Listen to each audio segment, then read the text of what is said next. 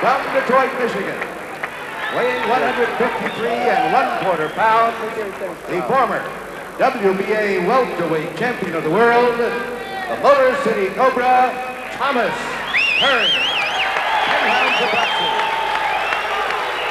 The referee, Joey Curtis, brings them together, and Tommy Hearns in the white trunks then having another test at the middleweight limit. And the rundown there on the statistics, and Hearns, of course, lost his version of the welterweight championship to Sugar Ray Leonard and now wants to move up. But in fact, he's still really only a light middleweight. He came in at 10 stone, 13 1/4. Geraldo is 11.5 1/2. Probably that's the only advantage that the Mexican has. But he's been chosen because he's been the full limit with Leonard and Hagler and wasn't off his feet in either fight. Trouble with Geraldo, he's often been known to have shaky starts, but if he gets over it, he's a troublesome opponent. Been boxing pro now since he was 16, and now 27, he knows his way around a bit. Hearns really setting his sights on fighting Marvin Hagler for the middleweight championship. What an attraction that's going to be. And using that exceptional reach, 78 inches, Tommy Hearns. And right from the off, he softens Geraldo up a bit with that, gets the range going. And he tends to lead sometimes with a right hand, catches an opponent really off guard with that.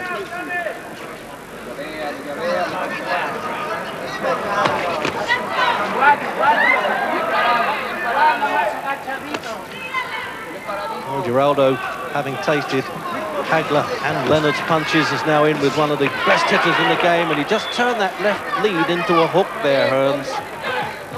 Oh, and that right hand just whistled past Geraldo's chin.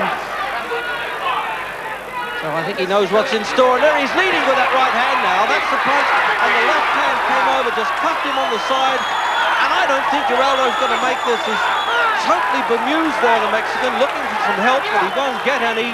And referee Curtis looks as though he's going to step in. Yes, his legs have gone again. It's a 1 minute and 48 seconds win for Tommy Hearns. Only one defeat in 34. And it's all just a matter of course with him now, just flicking the hands of his friends without hardly working out the sweat. Hearns wins again. Well, let's have a look at that in replay then. And now you know why they call Hearns the Cobra, because he strikes from a distance, keeps the opponent at bay, and he has no chance. He's walking on to the right hand, El Geraldo, and he leads with it. There's the first and the second, and the formality of the left hand then comes over, and it's just as well that that punch missed. Ladies and gentlemen, the time, 1 minute, 48 seconds of the first round. The winner, the Motor City Cobra, Thomas Hearns. Well, that's his second fight as a middleweight, and very impressive it was too. I just want to get the impression of Alan Minter on this one. We haven't, by the way, I should say that Tony Simpson has not arrived as yet. We do hope that he will make it. But Alan, your impression now of Thomas Hearns as a middleweight? Not much time to assess him, I suppose, really. Not really. Thomas Hearns is very, very long, very long arms, very fast. But against a world-rated middleweight, he might not have the power that is needed to be a world-rated middleweight. I don't know that Sugar Ray Leonard would agree with that, because, I mean, he aspires to be a middleweight at some point and a crack at Hagler, and he attested to the power of Thomas Hearns. See, the thing is that a light middleweight is 11 stone. A middleweight is 11 stone 6, but by the time the fights come, a full-bodied middleweight will enter the ring doing nigh on 11 to 12 stone, where Hearns would still stay at 11 stone, 11.2. So that is the big difference in punching power and weight.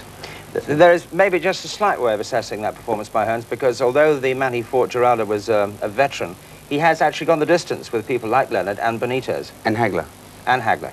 Geraldo fought Hagler, but he put on a good show against Hagler. Funny enough, it was when he fought Hagler, it was the fight before Hagler fought me. So he went the distance with a good Marvin Hagler, but I don't think he is a true contender, Geraldo, so it's a job to know how good Hearns really is. We're going to talk about Hagler after we've seen him fight, but let's just have one more thought of Thomas Hearns. You said that he has that long reach. You've also said that Hagler has that quality too. So in a sense, he would be able to get closer to Hagler that perhaps some other people have. Probably. But the thing is, Hearns got a fabulous reach. Hagler's got a fantastic reach. But the thing is, there's a big difference.